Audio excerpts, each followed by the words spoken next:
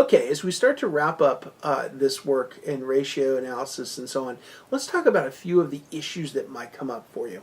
The first one is that there really is no underlying theory as to know which ratio is most relevant or what number that ratio should be at. So a lot of this has to do with benchmarking.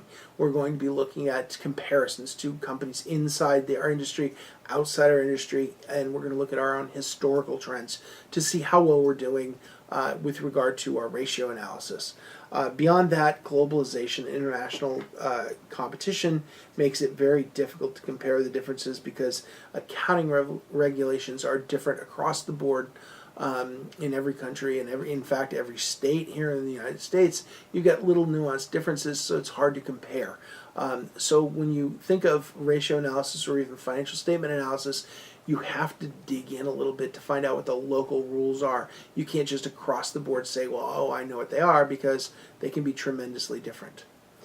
Beyond that, there's different accounting procedures that are still legal but nevertheless vary. And they have different fiscal years, so you got to make sure you get the time period right. And of course, there's extraordinary one-time events. We haven't mentioned this hardly at all, but there are one-time events that impact a company that are unlikely to present themselves again. And when they happen, we have to adjust the financial statements or our opinion of the financial statements to say, is this a one-time thing or is this going to continue over time? So those are some of the things we should be thinking of. And of course, when we do ratio analysis, we should be thinking about several things. One is that they are not precise. It's not precise. So we should think about how the ratio is computed or should be computed. We should be thinking about how it's trying to measure, what it's trying to measure, and how it's trying to measure it. In addition to that, what unit of measurement is there? Is it days in turnover? Is it turnover in days, or is it a percentage of assets or equity?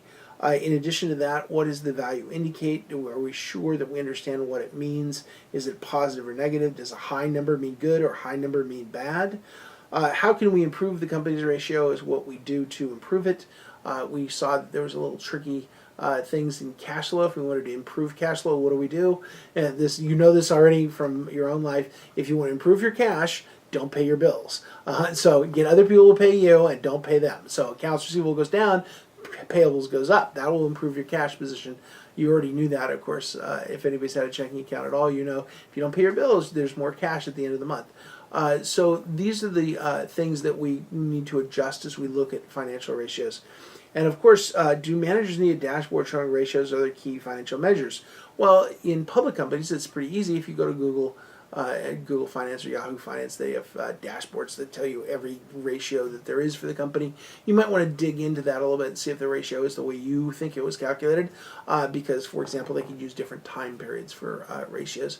But regardless, the information is out there. It's going to be rare that you have to do the hard calculations yourself, but you should know exactly where those ratios came from. So when you think of ratio analysis and all of the financial statement analysis, what we're saying is that these are guides. They're not ultimate decision makers. So I've said this before in other classes, and I'll say it again here, is that in finance, we're not making decisions based on the numbers. The numbers are guiding our decision making. They are not making decisions for us. It is still our judgment as to what really matters in these financial statements, because there's so much variability in them. We'll get even more into that on valuing a company and valuing projects. There will definitely be a lot of judgment in those valuations and in deciding go or no go in those situations.